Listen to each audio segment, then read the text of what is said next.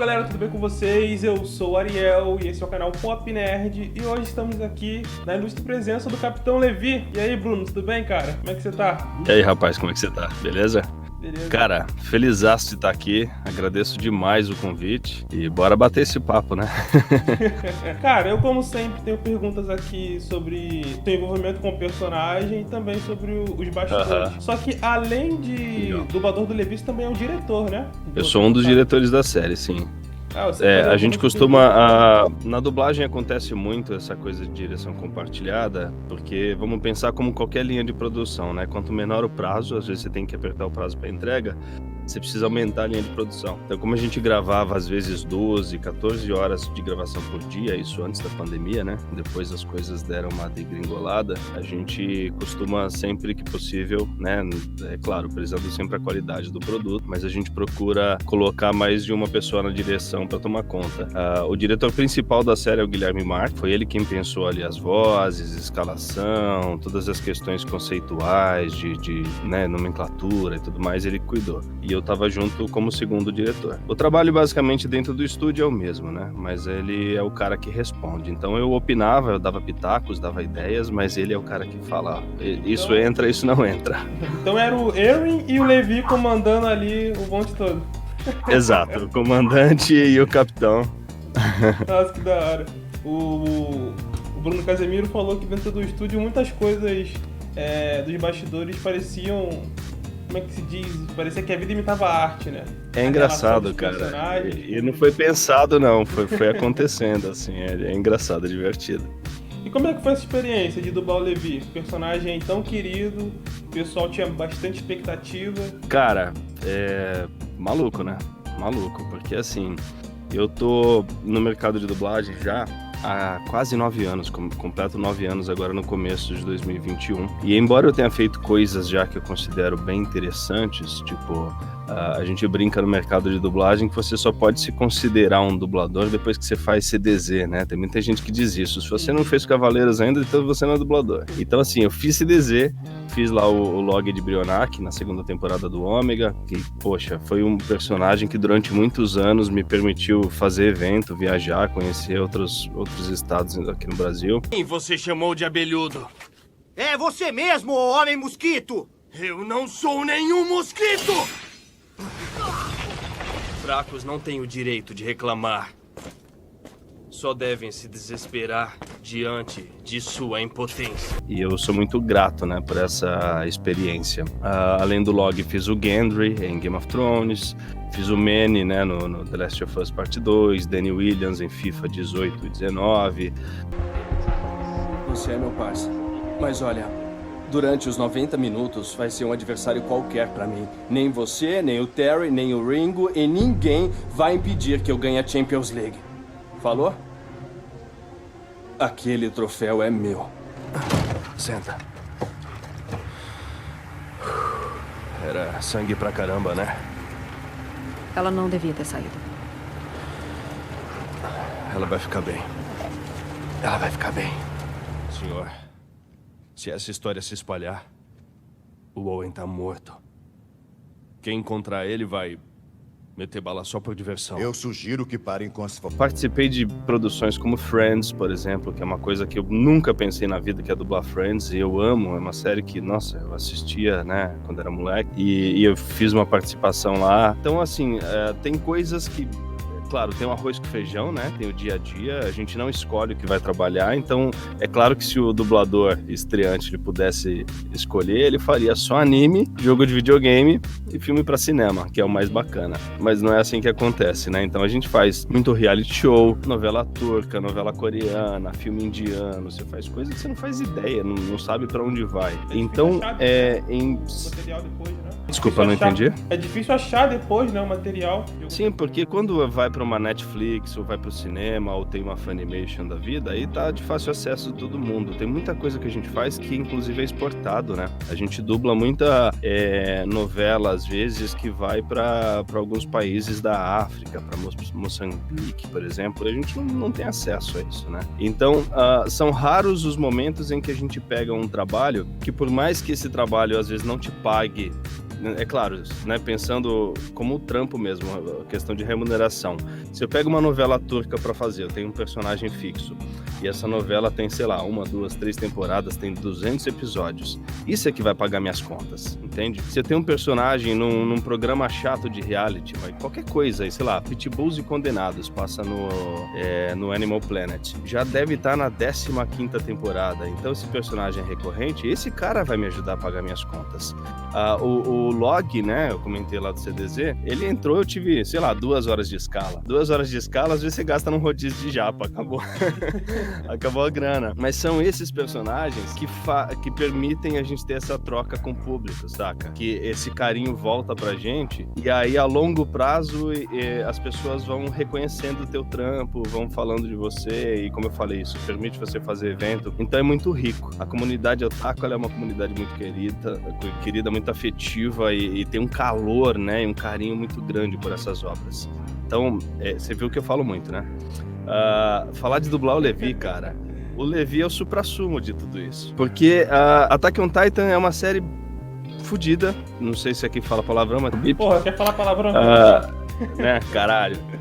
Attack on Titan é uma série muito foda, hypada pra caramba, e eu brinco que o Levi é tipo o Vegeta do Attack on Titan. É claro que ele não vai ter tanto tempo de carreira quanto o Levi, ó, viajei, o Vegeta. Ele não vai ter tanto tempo de carreira quanto o Vegeta, porque Dragon Ball tem 300.000 temporadas. Mas ele é o personagem que todo mundo quer fazer. Ninguém gostaria de conviver com ele, porque ele é um cara chato, convenhamos. Ele é chato, ele é amargurado, deve ser um pé no saco conviver com esse cara. Mas todo mundo quer, sabe, se pudesse escolher, gostaria de estar na pele dele pelo menos um dia, pra não se preocupar com ninguém, poder sair dando patada em todo mundo, porque ele fala o que ele pensa e tá tudo certo, e é isso. Então, assim, trazendo o lado fã, cara, eu já era fã da série, eu já assistia, eu curtia muito, e quando eu entrei no estúdio a primeira vez pra fazer o Levi, eu falei, puta que pariu, e agora, o que eu faço? Porque dá um gelo, sabe? A gente dá uma tremedeira ali, independente do tempo de bagagem que você tem, de carreira e tal. Cara, cada trabalho novo é uma nova experiência. Cada personagem tem uma necessidade específica. E o Levi, ele é muito diferente do Bruno. Embora o Bruno seja meio grosso, meio seco com as pessoas, às vezes a galera diz que, lá, tá vendo, o Levi. Mas eu sou mais enérgico, a minha energia, ela tá mais lá em cima o tempo todo. E o Levi, ele é muito blasé, tá tudo aqui embaixo o tempo todo. Fala aí, Ariel. O que você acha desse filho da puta que tá falando que parece o Zeke? É tipo assim. E aí eu lembro que o Guilherme ficava me puxando. Ele me segurava, na verdade, pra baixo. Eu queria gritar. A imagem que eu tinha do Levi, não, o Levi é badass, sabe? Dos momentos que der pra... E aí eu vinha com essa força e o Guilherme, não, calma, Bruno, menos. O cara é mais blasé, não, vai pra baixo, tal, sei o quê. E ali eu já tava o comandante cuidando do Capitão Levi, né? São poucos momentos que o Levi explode, né? Tipo, tem o Kenny lá, que ele dá o gritão. Mas momentos claros. É muito pontual mesmo. É o Kenny, é o momento lá da briga com o Bestial e ao longo da série mais uns 2 ou 3 momentos. Com a Titã Fêmea e lá no começo talvez alguma amostra de masculinidade dele. Mas cara, eu confesso que eu tava muito nervoso no começo e muito apreensivo. E não só eu, o elenco todo e o próprio estúdio. Porque assim, a gente sempre fala isso e acho que todo mundo já percebeu isso com o resultado final. A gente fez com muito carinho, com muito amor e muita dedicação. Foi um trabalho feito muito... né, embora seja uma coisa operacional e tem prazo de entrega com o cliente e tudo mais, mas foi feito com muito carinho e cuidado de fã mesmo, sabe? Todo mundo que tava ali tava com sangue no zóio pra fazer aquilo acontecer. Mas a gente fica com um certo receio de caraca, a hora que lançar, e aí? O que vão falar? E quando me lançaram lá na Funimation, nas páginas do Twitter, do Instagram, que você sabe, eu fui o primeiro a ser divulgado, isso, nossa, ao mesmo tempo que te tira um peso muito grande das costas, porque finalmente eu posso falar, e era uma coisa que a gente já tava há meses, né? O ano inteiro segurando essa informação. Falei, tá, e aí? Eu tô sendo sendo o primeiro. E as pessoas não me conhecem como conhecem o Lucindo, o Nestor Chiesi ou qualquer outro, né? O pessoal queria muito o Hermes no Levi, né? O Hermes, exato. E aí, o que vão falar agora? E a receptividade foi muito foda, cara. As pessoas amaram, assim, desde cara, e eu recebo mensagem todo santo dia no Instagram, lá no direct, as pessoas agradecendo e pedindo pra mandar áudio, e adorei o Levi, adorei a série. Então eu tô muito feliz, assim. Era uma expectativa muito grande, mas após o lançamento parece que deu uma aliviada nessa carga, porque de fato o resultado foi muito bom e as pessoas estão reconhecendo isso. Cara, você falou sobre a ansiedade, né, que vocês estavam ali guardando. Tiveram alguns canais aí, que eu prefiro não citar o nome, que trouxeram essa informação antes da hora, né?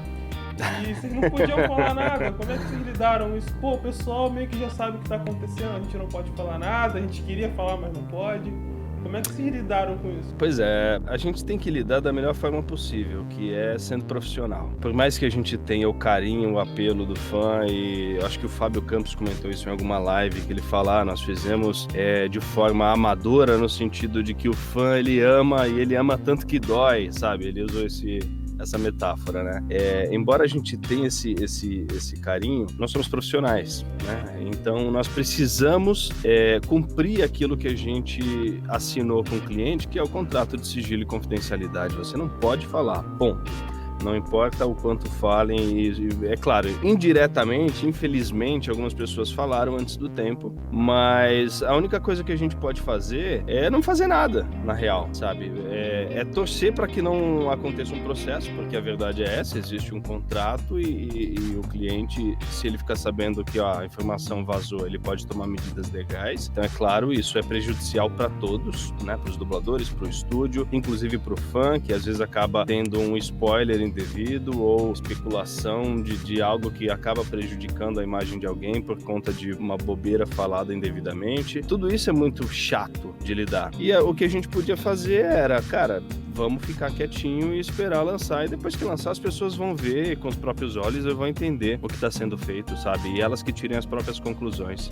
E isso tá tudo aí, né? Eu também, ainda nesse assunto sobre ansiedade, pré-lançamento, quando saiu os vazamentos, muito foi se falado sobre alunos dublando. Eu queria saber, diretor ou do dublador do Levi, a perspectiva que você tinha disso, do pessoal falando, poxa, vai vir uma dublagem com alunos. Eu já assisti até a 3ª temporada, até agora eu não vi nenhum aluno. Todo mundo que eu pesquisei tinha lá o DRT certinho. Eu acho que assim, cara, primeiro precisa entender a questão conceitual mesmo. Quando você diz, estão fazendo com alunos, o que são alunos? Porque em qualquer área, não importa qual seja, você vai trabalhar como editor de vídeo e trabalha com o designer, né, de After Effects e tudo mais. Um dia você foi aluno, que você fez algum tipo de curso para poder se especializar na área, e isso não é demérito, pelo contrário, isso é um mérito. Aquela coisa, quanto mais você estuda, mais você procura informação, mais você se recicla e se trabalha como profissional, mais você vai ter ferramentas para lidar com o trabalho quando o trabalho acontecer. Isso é chato porque, assim, as pessoas colocam essa coisa dos alunos de forma pejorativa, e não pode ser assim. Se aluno não é ruim, não. Pelo contrário, qualquer pessoa que queira, né, passar por esse movimento, e é legal falar isso aqui, porque, assim, eu era fã de dublagem, fazia fandub lá atrás, quando o YouTube não era o que é hoje, as pessoas nem conheciam fandublagem, eu já fazia isso, e eu fui me especializar, eu fui estudar, eu fui fazer curso de teatro, eu fui fazer o curso de dublagem para depois chegar no mercado de dublagem. Então, as pessoas que antigamente começaram a dublar, porque a dublagem é uma profissão relativamente jovem, né? Começou lá nos anos 60, 70. Quem começou lá atrás veio indiretamente, né? Foram gatos pingados, assim, que vieram do teatro, da rádio, a radionovela principalmente, e da música. Essas pessoas não estudaram porque naquela época não existiam escolas de dublagem, porque a dublagem estava nascendo. O mercado mudou, e da mesma forma que o mercado mudou, cresceu, se aprimorou, e hoje ele é um mercado muito mais, vamos colocar assim, ele tem uma qualidade em nível técnico, né, muito maior do que tinha lá naquela época quando ele aconteceu, né? Justamente essas pessoas que ajudaram a criar esse mercado, elas têm como função, e essa é fundamental, cara, passar esse aprendizado adiante. É importante que pessoas cheguem e aprendam e continuem levando esse trabalho adiante, como em qualquer área. Então, onde é que entra o lance do aluno? A do Brasil é uma escola de dublagem. Só que ela é uma escola de especialização em dublagem para atores. Qualquer aluno da do Brasil que venha fazer qualquer coisa, não só na do Brasil, em outros estúdios também, porque os nossos alunos prestam serviço para todos os estúdios em São Paulo, esses alunos são atores. Então quando você diz, eu pesquisei e vi que todo mundo tinha DRT, sim, pré-requisito pro curso da do Brasil é ser ator. Então só o fato desse cara chegar com um registro profissional, ele tem competência e tem capacidade para isso, ele tá ali para aprender uma coisa específica, que é uma técnica. Sincronizar, pegar a boquinha lá, dublar, é uma técnica. Só que é uma técnica e uma especialização do ator. Se o cara já é ator, ele já tem uma bagagem, ele fez teatro, ele já tem toda a questão da interpretação, a gente só precisa moldar isso. Então é assim que a do Brasil pensa. A do Brasil, ela sempre trabalhou com os alunos, mas porque ela não difere o aluno dela do profissional do mercado, porque são profissionais na mesma medida. São todos atores capacitados que estão ali disponíveis para o trabalho. Então, a cada novo trabalho, a pergunta que o diretor faz quando ele está escalando o filme é: qual é a melhor opção para essa personagem? Qual é a melhor voz para essa personagem? Não faz diferença se essa voz está no mercado há 40 anos ou se está há 2, 3 anos. Desde que este ator que eu estou escalando me dê o resultado que eu preciso, tá tudo certo. Agora, entender também que, como escola, é legal a escola incentivar os seus alunos positivamente, porque assim, não adianta o cara fez um curso comigo de especialização de 1 ano, e aí ele sai daqui e some, não vai para lugar nenhum. Por quê? Porque ele não tem estrutura, ele não tem suporte. Ele vai pro mercado, é um mercado que é complicado de entrar, ele é um mercado fechado. Todo mundo fala isso, né? Que nem eu falei, eu tô há quase 10 anos dublando, ainda tem gente que não me conhece. E quando eu fui divulgado pela Funimation, disseram que era um novato que tava dublando, entendeu?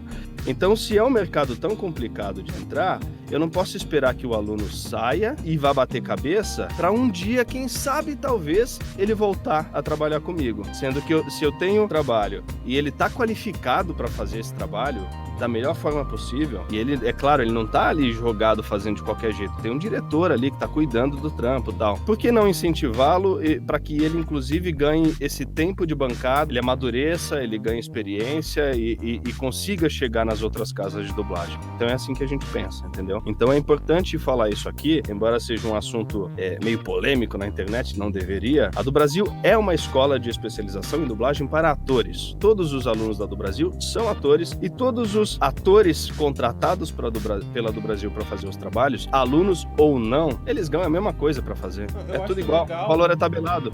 Explicar, porque eu vejo que o público tem uma visão meio errada sobre os alunos, porque hoje em dia existem muitos cursos de dublagem que são meio que workshops, né? Você vai lá, você aprende um pouco mais, você nem precisa ter o DRT, você pode fazer o curso lá, porque eu vejo que o público meio que não entende que tem, tipo, esse aqui é um aluno de uma escola de especialização de atores, né?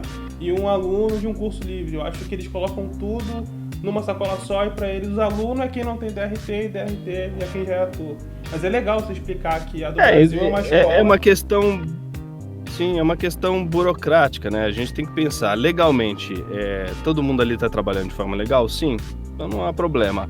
Aí pensar no resultado. O resultado é satisfatório? Sim, então não há problema. Mais uma vez, todas as pessoas que estão no mercado hoje, que dublam há 10, 15, 20 anos e que são os queridões do mercado, também começaram um dia. E quando começaram, não eram bons como são hoje. Faz parte, entende? Mas essa oxigenação, eu acho que você tem falado isso muito nos seus vídeos, né? Quando você diz, me trouxe um frescor a dublagem porque tem vozes novas. Isso é importante, cara. Isso é bacana. Eu também acho, porque já tinha um tempo já que eu sentia que praticamente existia uma fórmula de... Eu não vou citar nomes aqui pra não ficar chato, mas...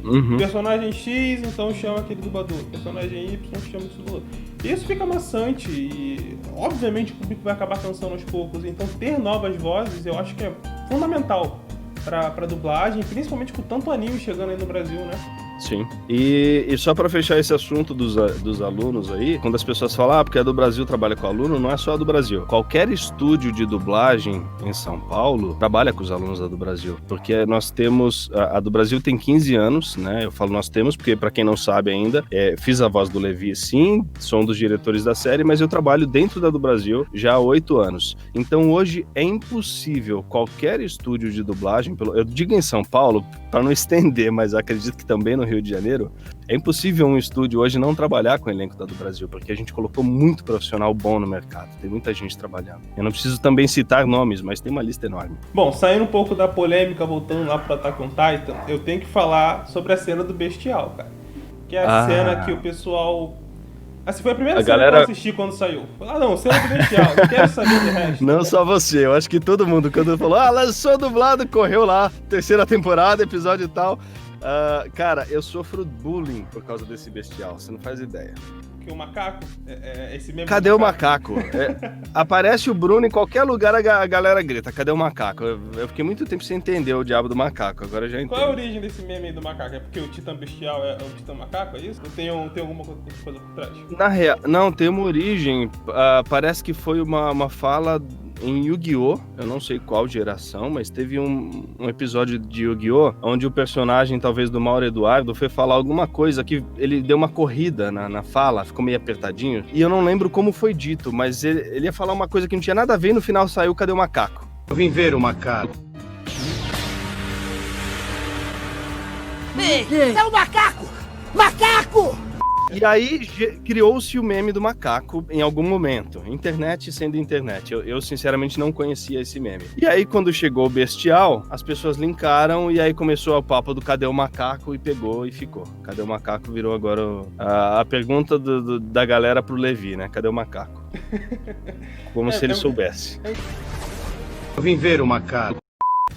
Mas, falando sobre a cena do Bestial, o Lucas disse que ali naquela cena da coordenada, ele disse que teve toda a preparação, ele teve que rever várias vezes, a quantidade de vezes que o personagem respirava. Teve isso na cena do Bestial? Cara, a cena da coordenação, eu que dirigi o Lucas, eu lembro disso, e quando ele fala isso em entrevista, eu lembro do processo, de fato a gente viu trocentas vezes. A cena do Bestial, eu não vi tantas vezes quanto ele viu, porque a nível de interpretação, a cena dele era muito mais complicada. É entender que são duas cenas extremamente diferentes, né? São extremos. A cena dele é uma cena parada, onde é puramente interpretação, é o Eren colocando pra fora toda a angústia dele. Então é o personagem e a cena. A cena do Bestial, ela é lembrada e ela é tida como uma cena, sei lá, épica, por conta do contexto em si. Ela é uma cena de ação, a música tá lá em cima, tem uma cena com muito corte, porque é uma cena de luta e tal. Então ela é muito mais simples, teoricamente. É uma cena foda, mas ela é muito mais simples. Então o Levi aparece ali e é reação. Não tenho que ver muito pra fazer isso, entende? Na verdade, foi super rápido de gravar. Mas não tenha dúvida de que foi a cena que eu tava esperando desde a primeira escala. Porque assim, como eu já conhecia o anime, Deus do céu, quando ele começou a aparecer na primeira temporada, antes do julgamento do Eren, lá do tribunal, eu já ficava naquela angústia de, caralho, cadê aquele Levi que eu quero ver? Aquele Levi que todo mundo quer ver, né? Cadê o Levi da 3ª temporada? Cadê a luta do Bestial? E aí, a série é longa, convenhamos, a primeira temporada tem 25 episódios, as 3 temporadas no total são, se eu não me engano, 59 episódios, os 60, a 4ª temporada já. Então, foram vários episódios até chegar naquela cena, né? E eu querendo gritar, e o Guilherme não deixava. E ele falava, Bruno, calma, segura, cara, segura, vai chegar o momento. Calma, ele é mais blazer, pra baixo, pá. A hora que chegou essa cena, eu olhei pra cara do Guilherme, ele olhou pra mim e falou assim, vai, agora você pode gritar. Né? Agora você pode gritar. E aí eu coloquei tudo pra fora e foi uma sessão de descarrego, foi uma delícia de fazer. E fico muito feliz que as pessoas tenham também, tipo, lançou, corre lá pra ver a cena e o Kenny, nossa, o grito do Kenny, eu tô cansado de ouvir esse grito já. Você não mudou nada, moleque! Kenny! Cara, todo santo dia as pessoas me marcam no Stories com o Kenny. Todo dia. Mais do que cadê o macaco? O pior é que... Então esse grito do Kenny é uma coisa meio simples, né? Se a gente parar pra pensar, é só o Levi gritando Kenny, mas o Levi ele consegue se destacar até gritando normalmente. Ou vai ver porque... Se ele estivesse no banheiro... Dele, né? Imagina lá o Levi no banheiro. Sai! Ia viralizar. Mas o lance do Kenny, cara, é porque a situação, mais uma vez, né? A cena é tensa, ela tem uma música, ela tem um climão. O Kenny é foda, convenhamos. Pra mim é o melhor dos Ackermans, é o Kenny. Eu acho ele muito foda, a construção do personagem em si. E ele na voz do Luiz Antônio Lobu, e pelo amor de Deus, o que é aquilo, velho? Ficou muito bom. Eu não sei se foi o Kenny que nasceu pro Lobu ou se foi o Lobu que nasceu pro Kenny, mas é um casamento perfeito, Casou deu um match muito foda bem, ali. sim. E aí, Levi? Já parou de crescer? E aí você traz toda essa cena e ele subindo aquele telhado. Ah, Levi, parou de crescer, não sei o que, bababá. A hora que ele grita aquele Kenny, velho, arrepia. Até hoje eu ouço e me arrepio, é muito foda. Mas a energia dessa cena dublada é a mesma energia do original, cara. Não vou classificar aqui qual é o melhor ou pior, porque isso é uma questão de gosto pessoal. Mas a energia, sabe, o arrepio que você sente, pra mim é o mesmo. Pra mim também. Bom, já que a cena do Bestial você disse que era uma cena tecnicamente mais fácil, teve alguma cena que você viu que você precisou se dedicar um pouco mais ao personagem? Cara, no geral eu tinha uma cobrança interna que me acompanhou em todas as escalas, né? A todo momento tinha uma preocupação muito grande em fazer o melhor Levi possível. É claro que a gente vai aprendendo com o personagem e a cada escala a gente melhora um pouquinho. Então eu não tenho dúvidas de que o Levi da terceira temporada é melhor do que o da primeira. Porque eu já conhecia o personagem, já sabia como ele falava, né? Já tinha a energia dele, já tava mais junto comigo. E com certeza o Levi da quarta vai ficar ainda mais legal. Espero que ele dure, né? Porque no mangá... Tá meio quebrado. Né? Eu tô na expectativa. Assim, então essa preocupação e essa angústia de querer fazer o melhor, ela estava presente em todas as escalas, não teve uma cena específica. Talvez a cena do próprio julgamento do Eren, talvez essa cena, porque é o primeiro momento ali onde ele aparece para mostrar que veio, né? E aquela cena, ela, por si só, ela também já é uma cena tensa. Tem todo o lance de o que será que vai acontecer, afinal ele... né, vão matar o Eren, não vão, não quero dar spoiler pra quem não viu ainda, mas... e aí ele chega descendo a porrada no menino ali, e depois de bater... Aí ele começa a falar tudo aqui de novo, você fala, caralho! Sabe, que saco! O cara não dá um suspiro, eu tô aqui embaixo o tempo todo. Na minha opinião...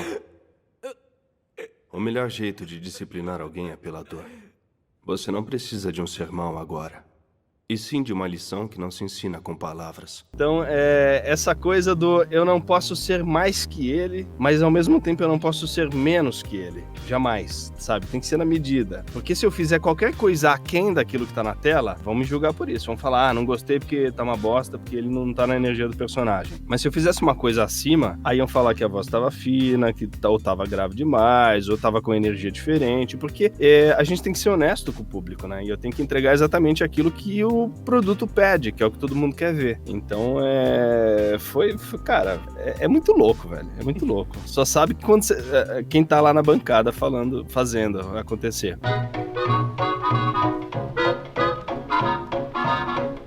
Duas cenas que pra mim foram muito fodas gravando, foram duas cenas que tem a ver com o Eren, justamente. É o momento em que ele conversa com ele antes deles irem lá pra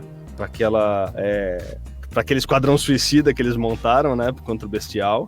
Então aquela cena anterior onde ele fecha a porta ali e briga com o Eren e diz, você vai ficar, deixa que eu vou. E aí ele diz que não, relaxa, eu vou, pra mim não tem mais nada, eu preciso estar lá, eu preciso ver o que vai acontecer. E aí ele até ameaça, acho que quebrar as pernas dele, né, alguma coisa assim.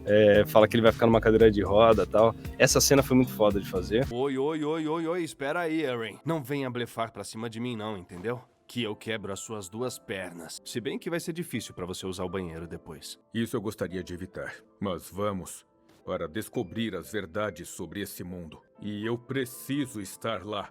Isso é muito importante pra você? Mais do que as suas duas pernas? É. Mais do que a vitória da humanidade? É sim. E depois que o Eren de fato vai pras cucuia, e aí rola aquele dilema entre, né, quem salvar, quem eu dou a injeção, aquela cena, puta que pariu, velho, aquilo é muito bom. Aquela cena foi foda. Aquela cena foi foda. Pra todo mundo, eu acho.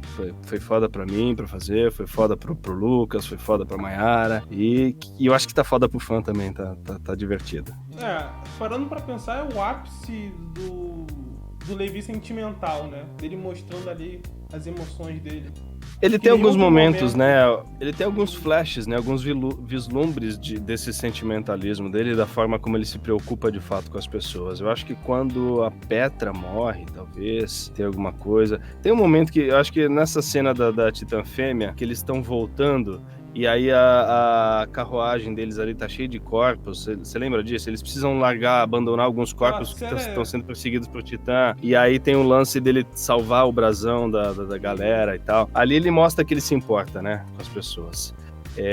E aí, é claro, a gente ainda não conhecia o passado dele. Depois que a gente vê a criação dele, passa todo o arco dele com o Kenny, a gente entende de fato quem é o Levi, o que ele passou, o que ele sofreu para chegar ali, com aquela amargura, justamente, com aquele estado de espírito. Aí a gente começa a entender melhor a personagem. E aí, de fato, o Urien é uma projeção de uma figura patriarcal, né, paternal, que ele nunca teve. Ele teve um pouco disso com o Kenny, mas ele foi abandonado, ele nunca foi cuidado, efetivamente.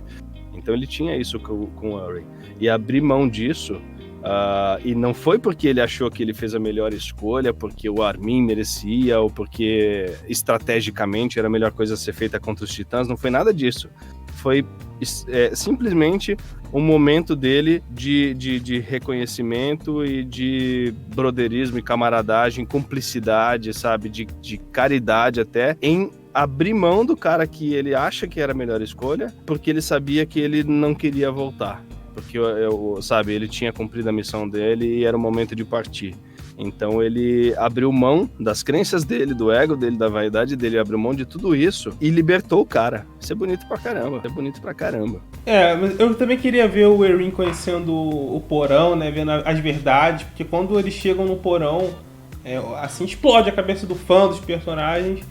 Eu queria ver qual seria a reação do Urien vendo que o mundo é muito mais do que ele achava, mas eu também reconheço que tava na hora do cara descansar. Já tava sem braço, já tinha perdido o pai. Né? Coitado, tava só o pó. Quando foi meio que revelado, entre aspas, que o Shingeki é para do Brasil, eu fiquei assim, será que vão dublar as aberturas? Porque isso meio que acontece com Cavaleiros, a gente fica, será que vai rolar, será que não vai rolar? Não rolou, acredito que por ordem da Funny, né? Mas não tinha como negociar uma abertura dublada, logo do tipo? Então, eu não posso falar muito sobre negociação, mas assim, a ideia foi dada. A gente falou, né? A gente gosta de fazer, fica bacana, mostramos o produto pronto, mas enfim. Eu entendo que eu não posso falar em nome da Funimation, porque eu não sou contratado da Funimation, tá? A do Brasil presta serviço pra Funimation. O Bruno não tem nada a ver e eu não tenho nenhuma informação lá. Enfim, tem muita coisa por trás, Sony. Então, pelo amor de Deus, isso que eu tô dizendo também é especulação, não é via de regra. Mas eu entendo que pra eles deve ser complicado, porque embora eles sejam um dos maiores do mundo, se não, acho que é a maior do mundo, né, hoje, lá. Não só lá fora, comprou a Crunchyroll, é a maior do mundo. Agora já era, tudo deles. Mas eles estavam investindo, né, e chegando num país onde eles não sabem ainda qual vai ser o retorno. Porque embora o público brasileiro consuma bastante anime, né, a galera otaku e tudo mais, a gente sabe que tem um lance da pirataria, que você fala em tudo quanto é vídeo aqui, a gente vai ter que reforçar aqui agora, e é isso mesmo, gente. Quando eu consumo um produto não licenciado, um produto pirata, eu acabo indiretamente contribuindo para que eu tenha menos coisas lá na frente, para que venham, menos produtos para cá. Porque se não tem retorno, vamos pensar como empresa, qualquer empresa. Mesmo você, Ariel, se você tá insistindo numa coisa que não tá te dando retorno, uma hora você vai abrir mão. É simples assim. Eu entendo que a chegada deles pode ter parecido, de certa forma, meio precoce, no sentido de, estão entrando com... Eles estão propondo um diferencial, que são as séries dubladas, mas tem muito menos conteúdos dublados do que legendados na plataforma. Foi meio...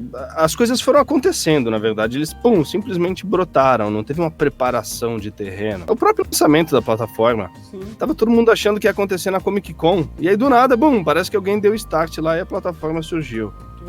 E ainda não tem aplicativo. Também, do nada. Exato. Então, assim... eu entendo que é muita grana, cara, o investimento é muito alto. Então, por mais que eles queiram fazer, sim, tudo com muito carinho, com muito cuidado e... tem uma varejeira aí do teu lado. Embora eles queiram fazer, sim, o melhor sempre pro público e trazer, e eu acho que isso eles já estão provando, de fato eles estão trazendo um diferencial, tudo isso custa muito caro. Então, eu acredito que eles estão meio que numa fase de termômetro, saca? Vamos sentir como é que vai ser a repercussão, vamos sentir a receptividade do público brasileiro. E aí sim, se a gente tiver o retorno adequado, aquilo que eles esperam, porque com certeza eles têm metas, né?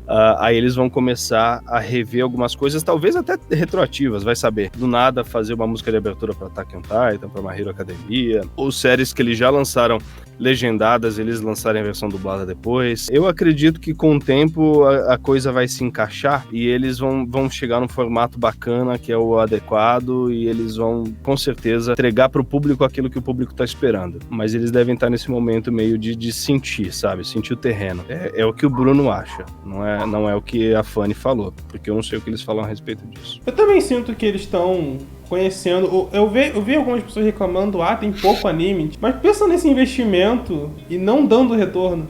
Mano. Não existe caridade, o fã tem que entender isso. Ninguém chega aqui, eu quero dublar porque os brasileiros estão merecendo. Tudo é caro, velho. Vocês não fazem ideia, é tudo muito caro.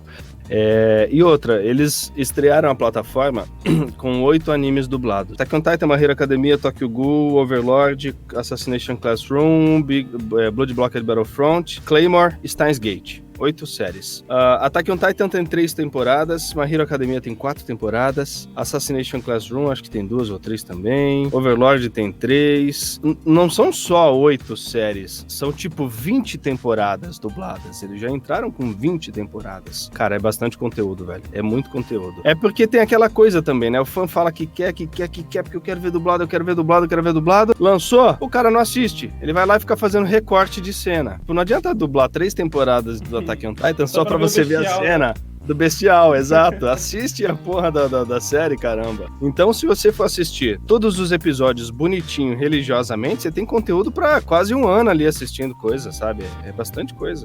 Eu mesmo não consegui ver nada ainda. Pra não falar que eu não vi nada, hoje eu assisti o 4º episódio do My Hero Academia. Você vê, eu tô no 4º ainda.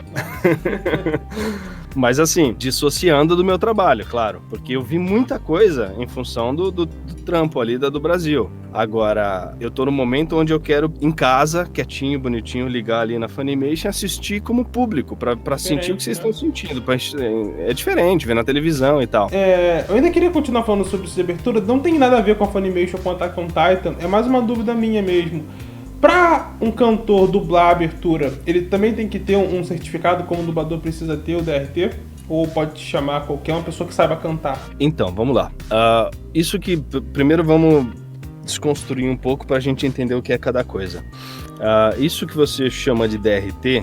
que o mercado, não é só você, tá? Os atores, inclusive, chamam de DRT.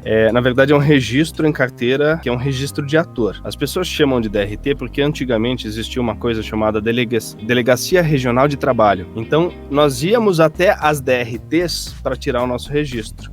E aí as pessoas falam, o registro DRT, o registro DRT ficou DRT. Sim. Mas tá errada essa sigla, entendeu? Porque assim, o médico tem o CRM, Conselho Regional de Medicina. O contador tem o CRC, o Conselho Regional Contábil. Cada sigla corresponde a uma função, né? O DRT não corresponde ao ator. DRT é Delegacia Regional de Trabalho e ninguém anda com uma delegacia no bolso. O termo correto seria registro de ator, não é o certificado. O certificado você recebe quando você termina um curso técnico ou uma faculdade, com o certificado em mãos, comprovando que você cumpriu uma carga horária X estabelecida pelo MEC. Você vai lá, antigamente na DRT, hoje não existe mais, então você vai no Ministério do Trabalho e tira o seu registro de ator, que é o que todo mundo chama de DRT. No caso do músico, o músico com certeza tem um registro, mas é um registro outro. Não tem a ver com o registro de ator, são coisas diferentes. Existem muitos atores que cantam, então para fazer um filme da Disney, por exemplo, um musical, o ator precisa cantar. Embora ele não precise ser ator para cantar, então vamos supor, Bruno é o ator, o Bruno emprestou a voz pro Hércules no filme novo. O Ariel canta. Só que o Bruno não canta. Então pode ser que chamem o Ariel para gravar a voz do Hércules cantada. Antigamente era assim. Você pode perceber que os musicais todos era uma fala falada e uma fala cantada. O que não é o melhor, né? O melhor resultado para o público é que a mesma pessoa que esteja falando cante também, para que fique igual e mais uniforme, né? Então hoje os estúdios têm um carinho maior com isso, né? A própria Disney pede para que sejam atores-cantores, para que eles possam atuar e cantar. Com isso inclusive abriu uma porta, né, e uma possibilidade para muitas pessoas que não dublavam ainda, porque o número de atores que cantam é menor, né? Então vamos supor, a pessoa estava fazendo uma peça XYZ, a própria dubladora da Moana, ela não estava inserida no mercado de dublagem. Ela é atriz e canta e fazia teatro musical e convidaram ela para fazer Moana. Então o ator que canta em dublagem ou o cantor que canta em dublagem, ele não precisa necessariamente ter o registro de ator. Tem que ter o registro de ator o cara que vai dublar, não o cara que vai cantar. A música de abertura é um outro lugar. Então, geralmente quem tem feito música de abertura para anime é o Rod Rossi, que tem feito bastante coisa, a Larissa Tassi, né? O Ricardo Cruz, eu acho que o Bruno Sutter fez alguma coisa também lá no Dragon Ball. Tem uma galera aí que já é conhecida por fazer isso, o Ricardo Fábio. Não necessariamente eles precisariam ter registro de ator. E o registro de músico sim é importante aí. E aí é uma contratação da casa de dublagem. A minha pergunta em cima disso é porque eu vejo muitos fãs querendo, por exemplo, um projeto remake, Mig Music, esses canais do YouTube que fazem essas fansings. E eu acho, da minha cabeça, eu acho que seria legal, mas eu imaginei que teria uma burocracia em cima disso pra selecionar cantores, né? Então tem que ter um registro de cantor, não basta só saber cantar, né? Então, eu não vou dizer que tem que ter, que existe uma obrigatoriedade legal acerca disso, porque aí eu preciso ver de fato na lei, na convenção, como é, porque eu não sei se precisa desse registro. Pode ser que baste cantar, mas ele vai ter que dar esse suporte, como eu falei. Primeiro ele precisa ser reconhecido, né? Precisa ser conhecido. Então ele vai ter que bater na porta dos estúdios, mandar, tá aqui um registro meu, tá aqui uma música minha. Ele precisa fazer um meio de campo para que as pessoas saibam que ele canta, porque se ninguém souber, ninguém vai contratar, simples assim. Não adianta só colocar coisa no YouTube porque esperando que o estúdio vá ver, porque não vai. Agora, se o estúdio entrou em contato com ele e ele tem capacidade, né, de fazer aquele trabalho, pode ser que aconteça. Só que aí ele precisa também ter suporte, né, isso vai acontecer como? Você vem até o estúdio para gravar, ou eu tô te contratando para fazer todo o arranjo, toda a adaptação e fazer a parada toda. Se você tem estúdio em casa, consegue fazer isso por conta. Mas eu entendo o que você tá dizendo, porque eu vejo coisas que os fãs fazem que, cara, é muito bom. Se ainda quer esse sonho terminar, de sua própria vida deverá abrir mão. Povos o caminho irá encontrar, que o inimigo conseguiu vencer.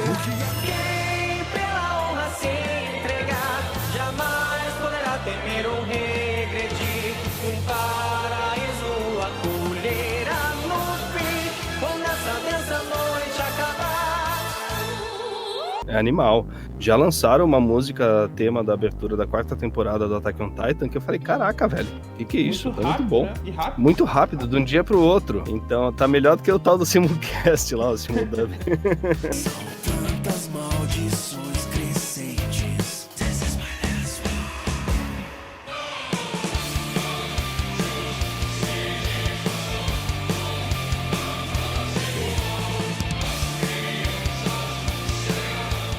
Mas aí é que tem de fato, né, os caminhos e não é tão simples chegar lá.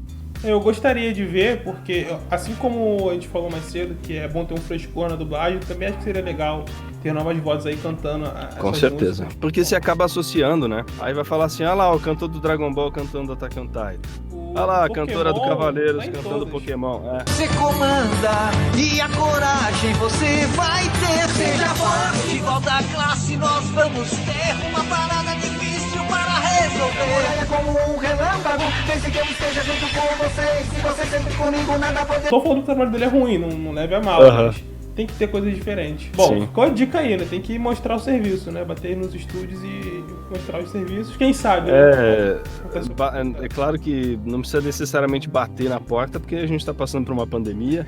Mas nada impede que você mande um e-mail com teu registro de voz e peça, quero fazer um teste, como é que funciona. E entender que, assim, se tem uma coisa que a gente precisa ter para entrar nesse mercado, é paciência. Paciência é fundamental. Não adianta ficar com birra, ficar bravo. Eu falei lá com o Ariel, ele não me atendeu, eu vou ficar puto. Não, cara. É tudo assim, uma coisa, um assunto atropelando o outro. A gente trabalha 1000 por hora, prazos apertadíssimos com o cliente. É uma loucura. O fã vê pronto o produto e acha que é tudo tudo uma delícia, né? O trabalho do dublador é fácil. É só ir lá, ficar assistindo anime, coloca a voz lá, tá tudo certo. Não, cara, é puxado pra caramba. Então, às vezes, o estúdio não tem tempo, não tem... naquele momento, ele não tem como te dar a resposta que você quer. Mas persiste, né? Vai se aproximando aos pouquinhos, um dia depois do outro, uma hora a coisa acontece. Bom, vou pegar aqui mais uma pergunta, dessa vez sobre pronúncias. A gente teve o exemplo do Eren aqui nessa dublagem que eu achei curioso, porque muitos fãs falam que a dublagem ela tem que pegar a pronúncia original em todas as obras. Não é o caso do Eren, a gente fala Eren, no japonês fala Eren, mas ninguém reclamou porque é como a gente fala aqui no Brasil desde sempre. Sempre falamos Eren.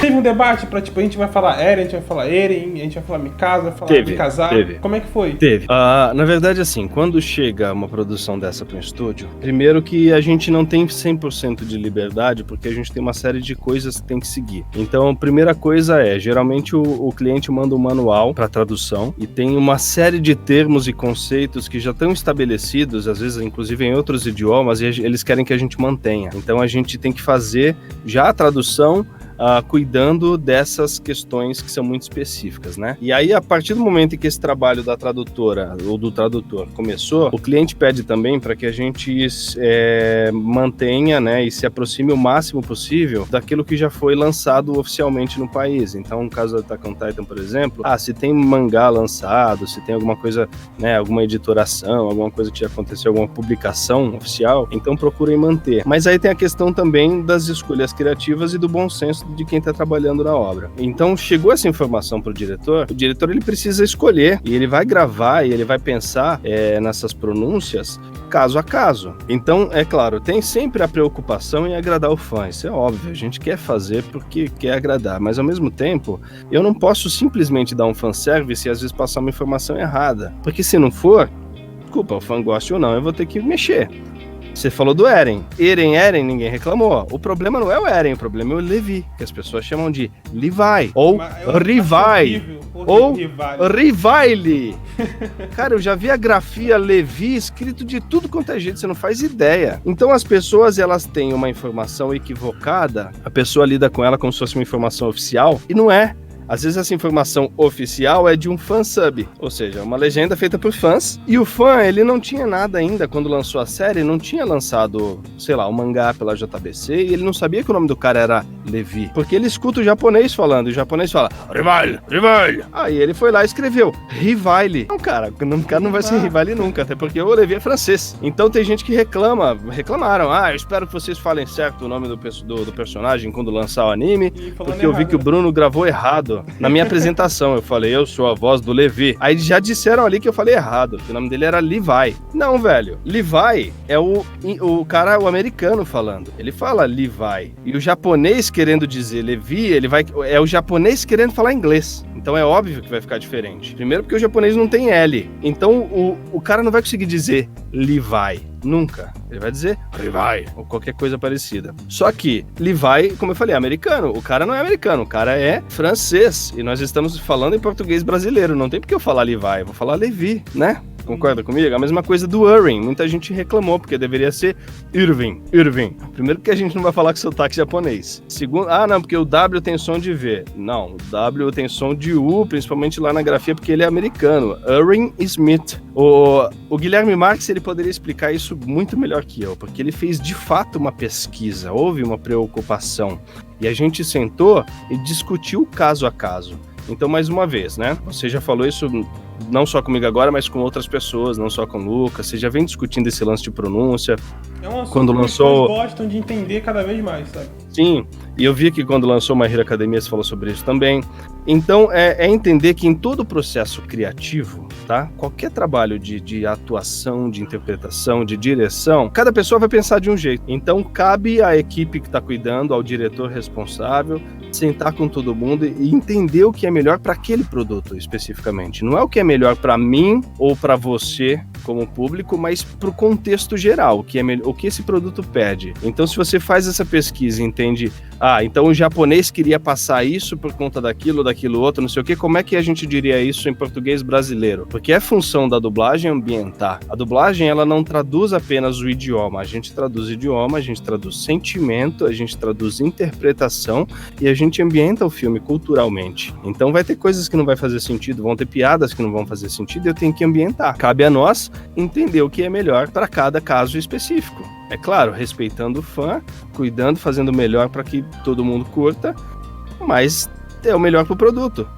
Sabe, o produto é o mais importante. E eu tenho que entender qual é a necessidade do produto. Você não vai trocar John por João. John é John. Só que tem nomes que a gente não consegue pronunciar porque a fonética é diferente. Tem coisa que não fica natural pra gente no Brasil, como é o caso do Bertoldo. Então, se eu entendo que existe um esforço por parte do japonês de dizer um nome que vem de outra origem, é um nome alemão, um nome espanhol, por exemplo, e o japonês tem uma dificuldade de dizer, por isso ele fala daquele jeito, isso não é um nome próprio japonês, então não tem por que eu manter essa pronúncia como o japonês falou, porque o japonês tá falando errado. Eu preciso falar como o brasileiro falaria, entende? Mas aí, é claro, cada produto vai ter essa discussão antes e quando chega um anime, não tenha dúvida de que essa discussão ela é levada ao quadrado, porque a gente sabe que o fã vai reclamar. Faz parte. Essa aqui eu acho que você não vai saber responder porque você não leu o mangá, mas a quarta temporada de Pauta tá chegando. Queria saber se você ou o Guilherme já tem algumas vozes em mente aí pra personagens como Falco, não posso falar. Mas já tem aí? Já tem? Eu não li o mangá, mas eu vi o primeiro episódio porque já foi lançado lá na Funny. Então já vi. Mas o Guilherme, ele leu o mangá, como eu falei. E é claro que ele, como diretor, ele vai ter, assim, tá na cabeça dele. Tanto que ele vinha me falar, às vezes, porque eu tô pensando numa voz, cara, não me fala porque eu não sei, eu não li o mangá, não sei quem é, deixa eu lançar. Quando chegar pra gente aqui, a gente sentar pra assistir, entender o que é o produto, a gente conversa sobre as vozes. E aí ele guardou pra ele as informações. Então eu sei que ele pensou vozes, mas eu não sei quais são, porque não sei nem quem são os personagens direito. Cara, última pergunta agora. É meio que uma brincadeira que eu só pensei recentemente em fazer com os dubladores, porque eu tava pensando, em Harry Potter sempre tem a brincadeira de escolher a casa, né? Eu sou Grifinória, eu sou Sonserina. Em Harry Potter é fácil, eu quero ver escolher uma casa em Shingeki, né? Porque a gente tem os bêbados na muralha, tem os corruptos na polícia militar e tem o reconhecimento que é meio suicida, né? E aí, qual que você escolheria? O reconhecimento, é claro, pô. É óbvio. Teve gente brigando também, porque falou assim, é a tropa de exploração, não reconhecimento. Mais uma vez, as escolhas. Mas, cara, reconhecimento, sem dúvida. Entre ficar ali, porque vamos trazer esses estereótipos, né? Como você falou, os bêbados da muralha, é a questão da comodidade, né? Eu tô aqui, tá tudo bem, vou entrar pra polícia militar e vou ficar de boinha, vou comer uma coxinha e eu não quero nada além disso. Esses são os famosos acomodados. É o cara que arruma um trampo de qualquer coisa e pra ele tá bom. E tá bom, porque eu tomo minha cervejinha no final de semana, jogo meu videogame, tá tudo certo, eu não preciso crescer. E se tem uma coisa que eu nunca fui nessa vida foi acomodado, né? Até porque eu sou artista. O artista ele tem que se virar, você sabe disso. Uma hora a gente tá fazendo uma coisa, outra hora tá fazendo outra, mas não pode parar. Eu faço teatro, cinema, televisão, publicidade, escrevo, dirijo videoclipes curtas, médias, longas, já dirigi reality show, 2 temporadas do Quero Ser Dublador lá no canal do YouTube, do Brasil. Produzo e dirijo e dublo e não tô contente, porque às vezes eu olho e falo, caraca, eu não tô produzindo tanto quanto eu deveria. Eu preciso estudar, eu preciso fazer outras coisas. Então esse movimento, essa coceira, sabe, essa coisa de, eu preciso fazer acontecer, isso sempre fez parte de mim. O lance dos corruptos, cara, enfim, né? Aí, falar de corrupção no Brasil, a gente vai para outro lugar. Mas não, também faço questão de ficar bem longe dessa corja. Então o que eu faria é isso, cara. Vamos pro reconhecimento, vamos... Pelo menos a gente dá uns gritos, entendeu? Desestressa, coloca pra fora, às vezes os bof também, mas coloca pra fora, dá umas cortadas nos titãs ali e tá tudo certo. Cara, obrigado pela entrevista, deu tempo aqui de 1 hora já, mas foi uma entrevista bem legal, você esclareceu um monte de informações que eu, por exemplo, não sabia, acredito que os fãs também não sabiam, e esse tipo de explicação para o público eu sempre acho muito interessante, porque às vezes eu vejo que alguns dubladores não entendem que o público tem uma visão diferente. O dublador já está acostumado ali com aquele ambiente, mas a gente tem uma visão completamente como é que eu posso dizer, mais simples, sabe? A gente não entende tanto e entender cada vez mais é sempre bom. Então eu te agradeço por ter tido a paciência de explicar certinho sobre o DRT, sobre a questão de músicos. Tamo junto. Se precisar, tamo aí. Fico feliz de verdade com essa busca sua por informação, isso é essencial.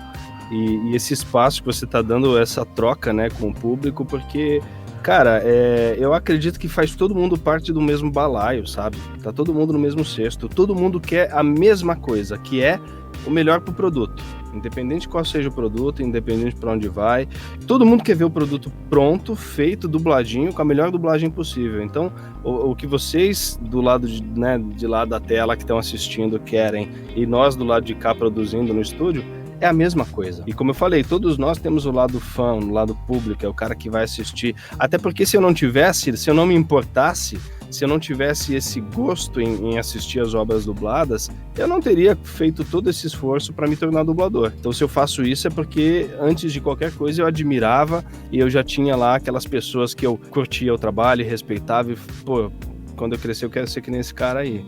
Sabe, você brincou do Hermes, né, que a galera queria que o Hermes fizesse o Levi. Cara, o Hermes foi meu professor, velho. Eu assistia Cavaleiros do Zodíaco quando eu tinha, sei lá, 6, 7 anos de idade, eu vi o Seiya. A primeira vez, e eu já contei isso pra ele, pra Zod, 300 mil vezes, a primeira vez em que eu liguei na do Brasil, porque eu queria me informar, justamente, naquela época a internet não tinha a força que tem hoje, o YouTube não tinha, né, mais de 10 anos atrás, eu liguei pra saber, eu quero ser dublador, como é que eu faço? Hoje tá fácil, a informação tá tudo aí. E é por isso que eu faço questão de ajudar a passar essa informação adiante.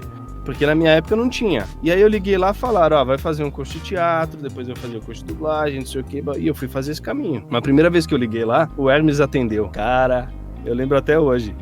Eu não conseguia falar. Porque eu nunca pensei, você pensava, vai atender um telefonista, uma telemarketing.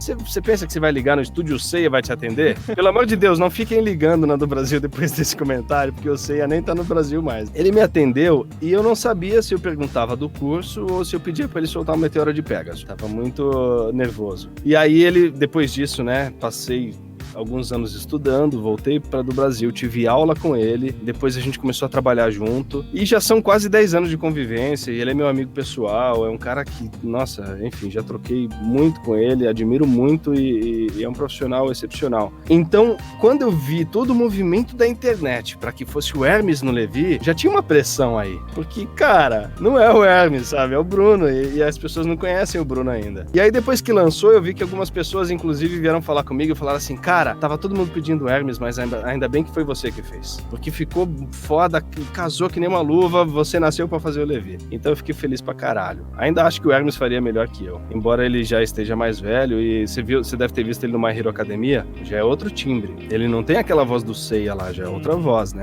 Mas, cara, fechar a entrevista com isso. É passando o manto, literalmente, sabe? Então, é um nível de felicidade absurdo, assim. Tá dentro da casa, que é a casa que faz CDZ, onde eu estudei, né, aprendi com os meus mestres e trabalho e contribuo junto com eles há tantos anos, e hoje poder estar fazendo um produto como esses, que tem esse nível enfim, de hype, de entusiasmo, de visibilidade e essa procura por parte dos fãs e sabendo que eu fiz isso de forma aceitável, né, que as pessoas estão curtindo, cara, é sensacional, só tenho a agradecer, obrigado. Olha, eu tenho pedido like aqui no canal, o pessoal se inscrever e o pessoal não tá escutando. Tem como se chamar o Levi aí pra ver se o pessoal dá uma... Aí, galera, escutem, seus idiotas. É melhor você sentar o dedo nesse like. Caso contrário, eu vou fatiar todos vocês, seus idiotas, imbecis. E antes de clicar no like, vê se limpa esse dedo. Like! Cara, obrigado, tamo junto. É isso aí, pessoal. Espero que vocês tenham gostado. Ouviu aí o Levi? Deixa o like, se inscreve no canal e é isso. Até o próximo vídeo. Valeu!